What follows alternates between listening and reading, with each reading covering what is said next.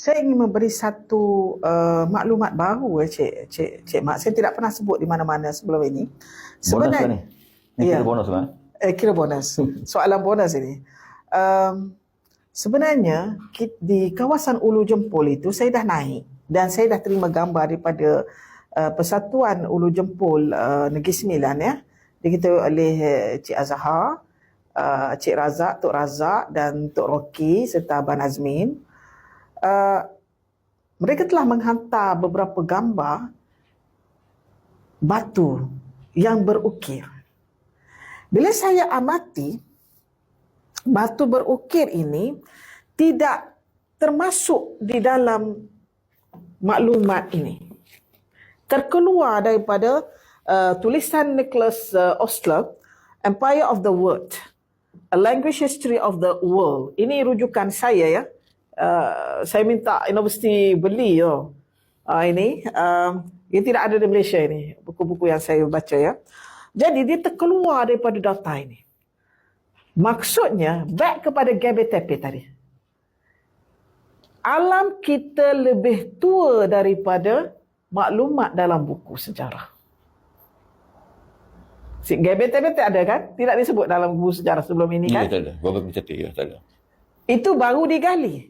Kita, berdasarkan itu, kita sudah ada batu berukir. Batu-batu saya boleh tunjuk selepas ini. Nanti Zila boleh letak dalam ni. Batu-batu berukir itu ada di gua-gua. Dia terkeluar daripada simbol ini. Maksudnya, dia lebih awal lagi.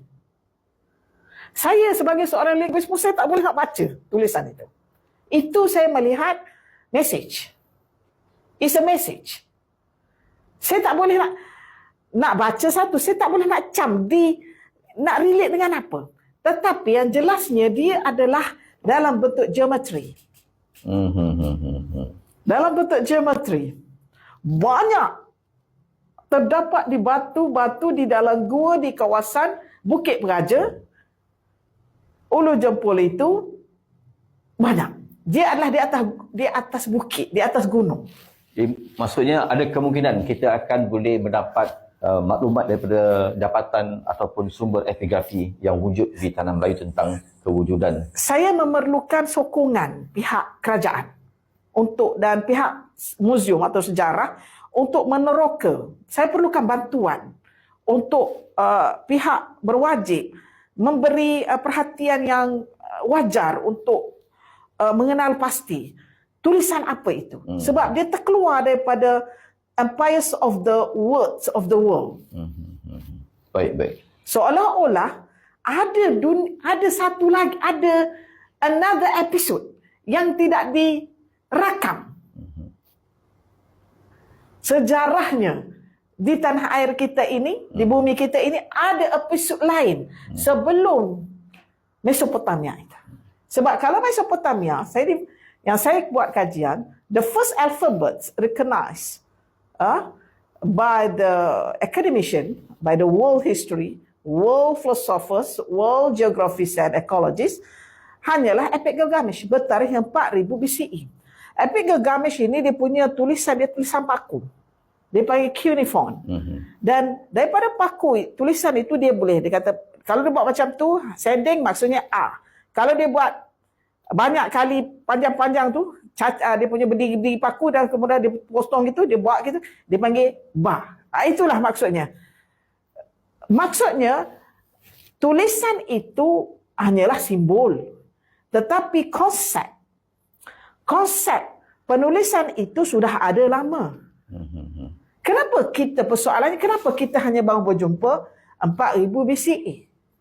Sedangkan banjir besar Nabi Nuh 5000 BCE ataupun 4800 sebagaimana yang disebut oleh carbon dating ahli sains China dan Turki, ya. Berdasarkan maklumat yang dikemukakan oleh A.F. Bill Biston, ahli pengkaji bahasa-bahasa kuno Mesopotamia, dia kata ada bahasa sebelum banjir besar ada. Tetapi musnah. Disebabkan banjir besar. Dipercayai ianya banjir besar itu sekitar 40,000 tahun. Bayangkan. 40 tahun, sorry. 40 tahun Cik Mat, banjir besar itu bukan 40 hari ya, 40 tahun itu data yang lebih konkret.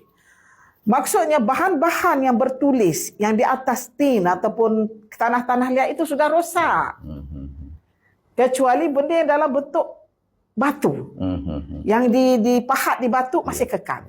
Jadi saya dapati benda-benda yang terpahat di atas batu ini antaranya batu bersurat yang dekat di ulun jempol itu. Saya tak panggil lagi batu bersurat, tetapi saya katakan ia batu berukir. Dia adalah dalam ukiran geometri, tetapi dia mempunyai maksud yang tersendiri. Ini benda baru yang saya dedahkan. Sebab sebelum ini tak ada orang tanya saya.